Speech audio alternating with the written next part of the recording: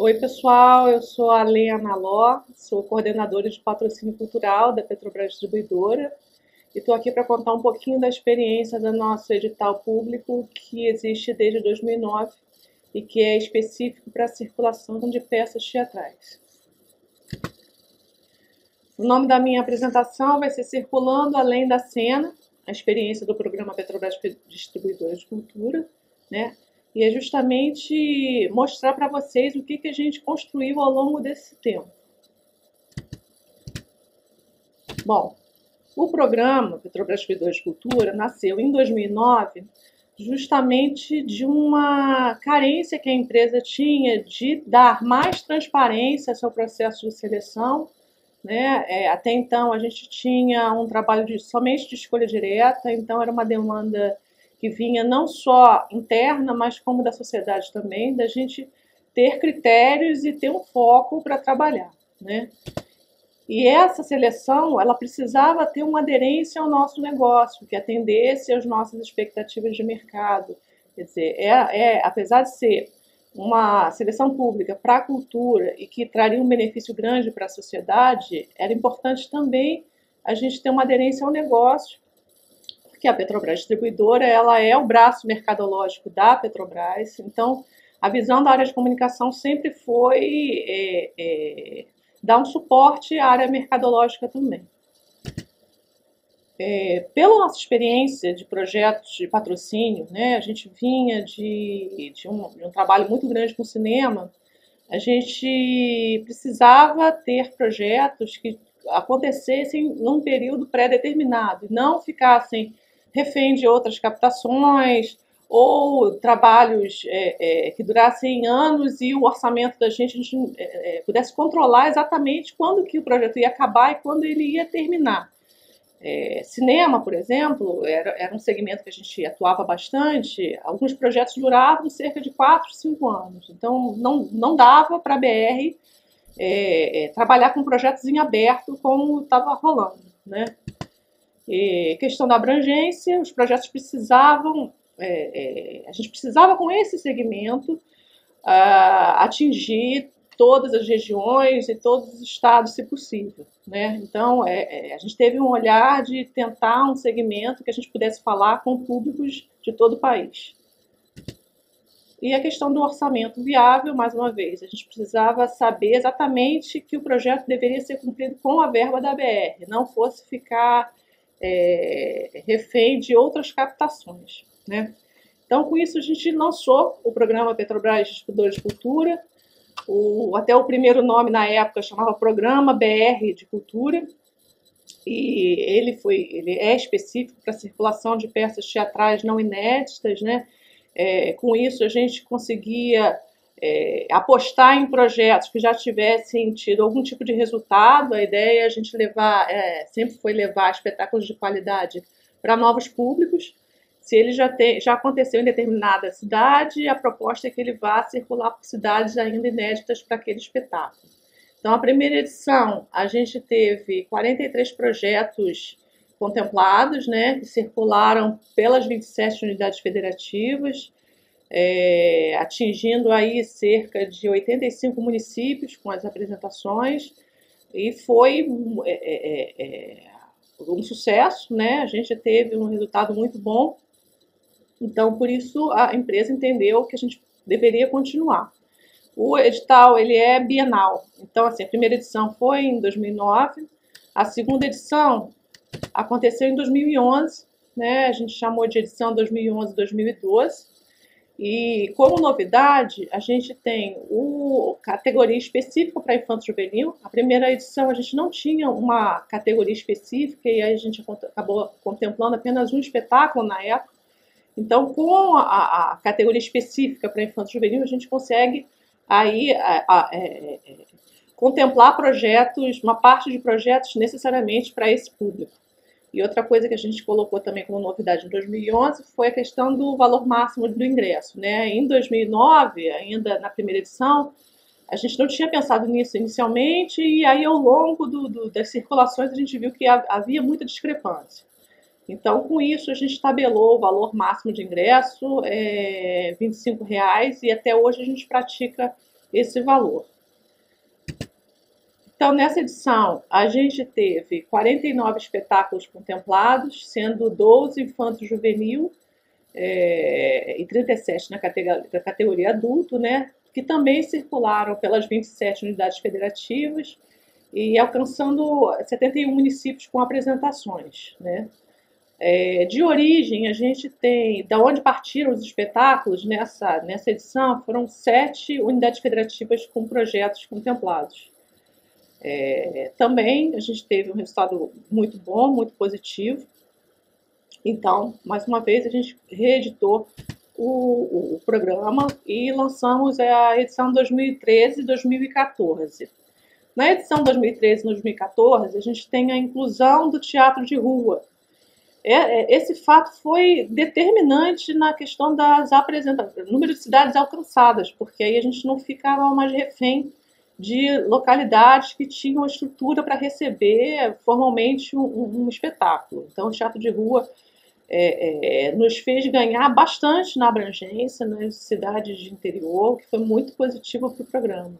Outra informação importante foi a questão das cotas por região. As cotas elas serviram de incentivo para projetos de regiões que normalmente se inscrevem pouco ou não se inscrevem, para que elas pudessem garantir a participação no edital, né? E as ações de formação também, que a gente foi vendo ao longo das primeiras edições, ainda muito timidamente acontecendo, e aí a partir de 2013 a gente valorizou bastante esse tipo de atividade, né? No começo a gente tinha mais ações simples, como bate-papo, e aí a gente foi vendo o desenvolvimento dessas ações. Hoje a gente tem um trabalho bem fortalecido nesse segmento. E o Petrobras Premia, que é nosso programa de fidelidade. Então, a partir de 2013, a gente passou a utilizar os ingressos comercializáveis, né, com o programa.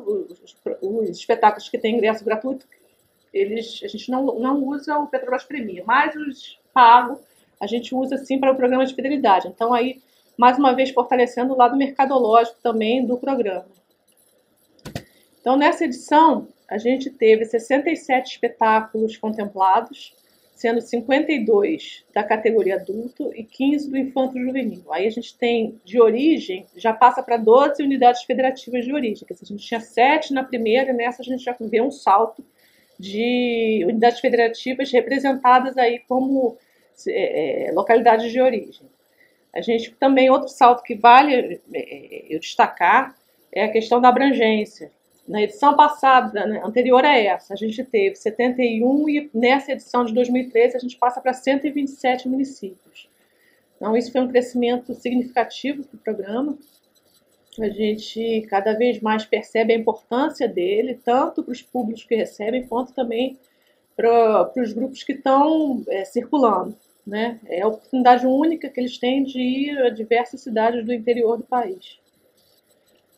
Para 2015 e 2016, como fato novo, a gente tem a inclusão da ferramenta de acessibilidade. Todos os programas, todos os projetos que foram contemplados no programa na edição 2015 e 2016 precisaram ter uma ferramenta de acessibilidade em todas as apresentações do projeto. Então, ou tradução de Libra, ou audiodescrição, essas são as mais comuns que a gente percebeu, né? Então, essa é um tema muito importante para a ABR, e aí, a partir de 2015, a gente vem implementado no programa e tem colhido muitos frutos com isso. Outra questão que a gente passou a ser obrigatória também é o encontro com grupos locais, ou seja, todos os projetos, quando vão circular, precisam promover um encontro com os grupos locais. Então, a gente tem aí um intercâmbio bacana de fazeres, de saberes, enfim. Então, em 2015 e 2016, a gente teve 83 projetos contemplados, sendo 67 da categoria adulto e 16 da infanto-juvenil. E aí as unidades federativas de origem chegou a 20 o que foi um recorde para o programa, né? É bacana porque a gente consegue ver o crescimento e o começo da descentralização dos recursos. Antes a gente tinha uma concentração de chegava a 80%, quer dizer, 80% dos projetos contemplados eram da região sudeste, majoritariamente Rio de Janeiro e São Paulo, e a partir dessa edição a gente já vê isso minimizando. A gente teve 60% dos projetos originários de região sudeste. Então, aos pouquinhos a gente está vendo que até a questão das cotas está fazendo diferença, os projetos estão entendendo, os proponentes estão entendendo a possibilidade de ser contemplado no edital e poder realmente fazer circular a sua arte. Então, todas essa construção, né, é o programa Petrobras Distribuidora de Cultura. A gente teve, em resumo, 240 espetáculos ao longo desse período, alcançamos cerca de 150 municípios, com 22 unidades federativas de origem, né? A gente já teve projeto contemplado em quase todos os estados.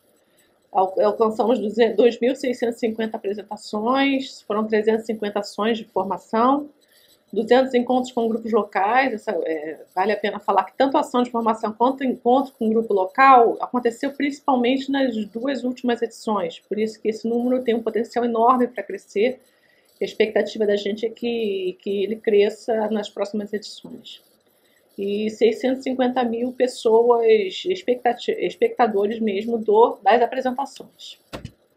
Então, o PPDC, hoje, a gente pode dizer que ele é baseado em 4 pilares: a questão das apresentações, a questão da formação, do intercâmbio e da acessibilidade. As apresentações, eu quis trazer um gráfico para vocês verem quantos espetáculos a gente levou para esses estados ao longo desse período. Então, é bacana perceber que, por exemplo, no Acre, foram 18 espetáculos indo para lá, não só na capital, mas em algumas cidades do interior também. Minas Gerais com 46, a gente tem aí, principalmente a região norte, que geralmente é carente de receber espetáculo, a gente tem um número significativo, porque a gente já percebeu também que o mercado gosta ou aproveita a oportunidade de levar espetáculos para essas regiões, porque normalmente eles não vão conseguir ir sem recursos ou com poucos recursos. Então, eles veem no PPDC uma grande oportunidade de mostrar e de fazer um intercâmbio nessa região. Então, a gente recebe muita proposta para a região norte, né? Enfim, aí eu deixo esses números aí para vocês verem, questão de espetáculos mesmo por unidade federativa.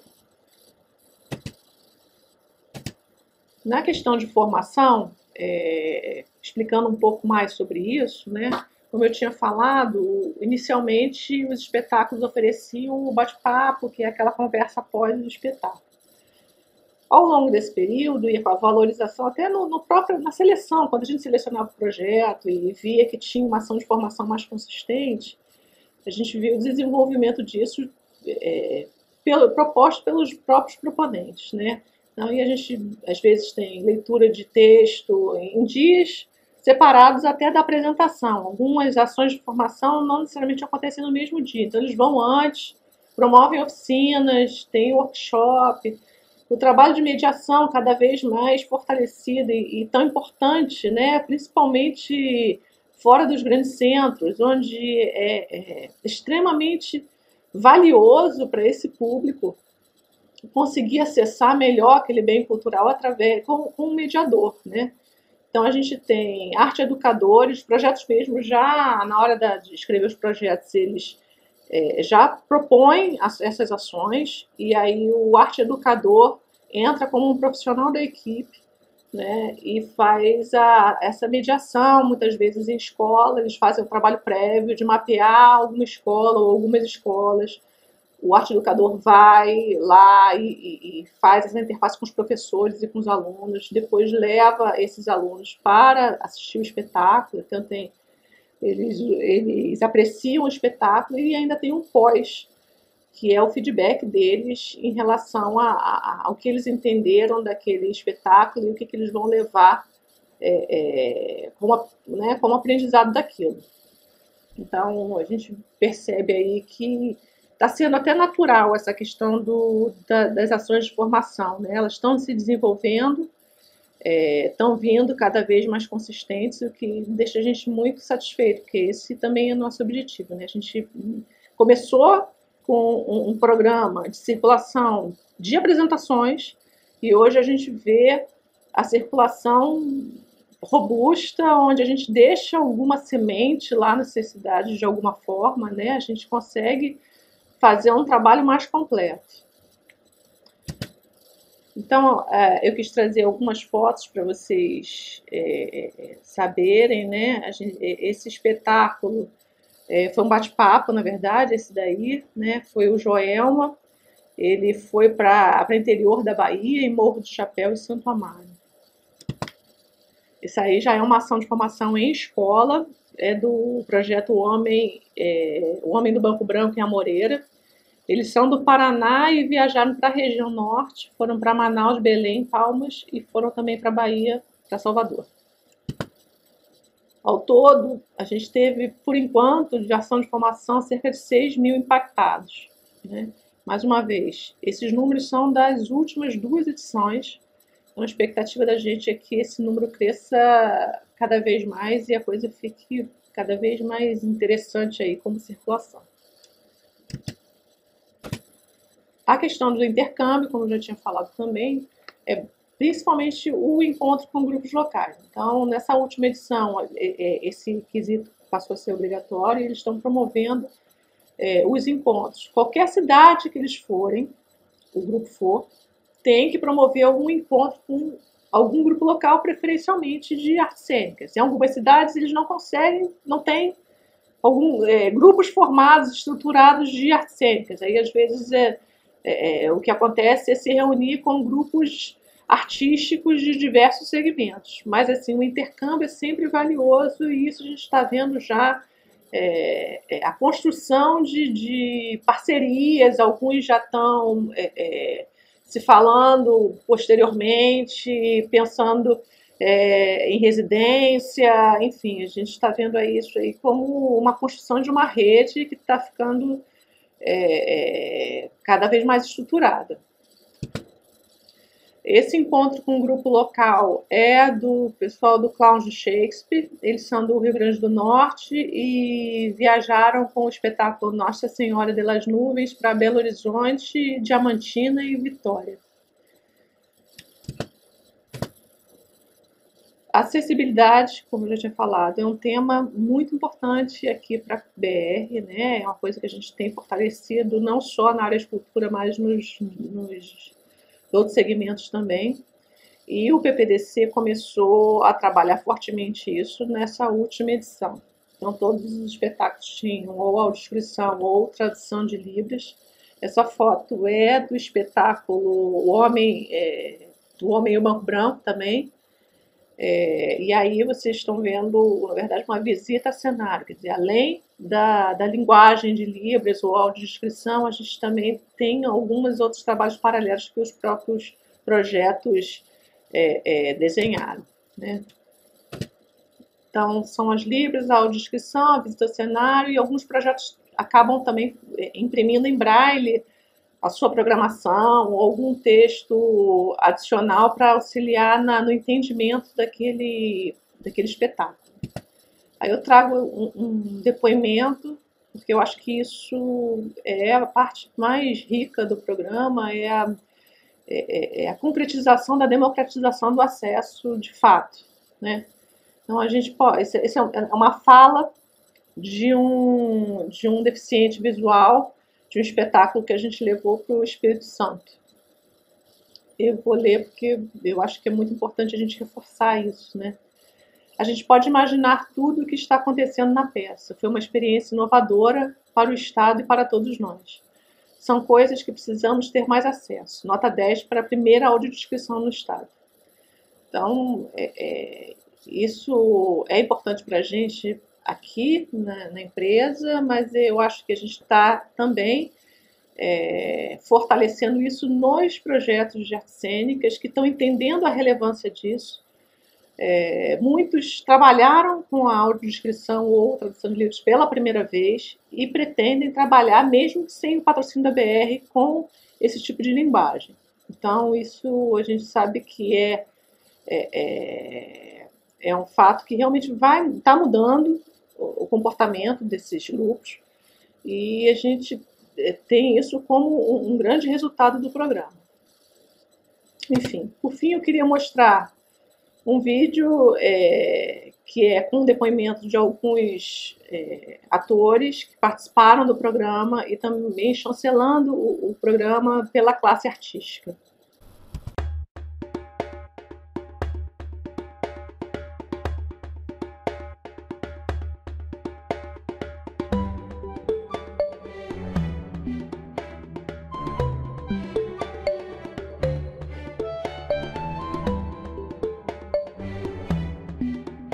Esse é um programa muito importante para um país como o nosso, porque seria muito difícil para uma produção como a nossa chegar a tantas cidades e ter um número de espectadores tão grande entre tantos brasileiros que habitam aqui no país. A gente vem encontrando cada vez mais uma dificuldade, além de tantas outras dificuldades, uma dificuldade muito grande de levar o espetáculo fora do eixo Rio-São Paulo, principalmente da cidade onde o espetáculo nasce. Esse programa da Petrobras, ele é importantíssimo nesse sentido para que entre como, não só como parceiro, mas como uma nova possibilidade e que viabiliza os projetos e que aproxima os projetos de outras praças.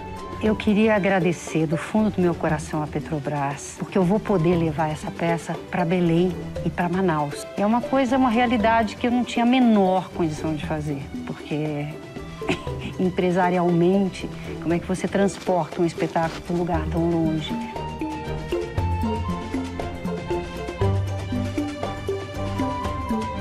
Que falar sobre esse belíssimo projeto de circulação, que permitiu com que o espetáculo Ausência pudesse circular por esse Nordeste, não pelas capitais, pelas grandes cidades do interior, com experiências incríveis, com plateias extremamente atentas e receptivas para um tipo de espetáculo como o teatro gestual. Experiências com um público extremamente carente, que estão acostumados às vezes de ver o artista na televisão, mas nunca tiveram a oportunidade de acompanhar o trabalho dele. Eu acho que um apoio como esse que a Petrobras Distribuidora dá ao teatro brasileiro é fundamental para que nós possamos melhorar a qualidade do teatro brasileiro, melhorar a parte técnica do teatro brasileiro, formar novas plateias e trazer magia, trazer sonho, trazer cultura, trazer educação, porque essa é a função de nós artistas e essa é a função de uma grande empresa como a Petrobras.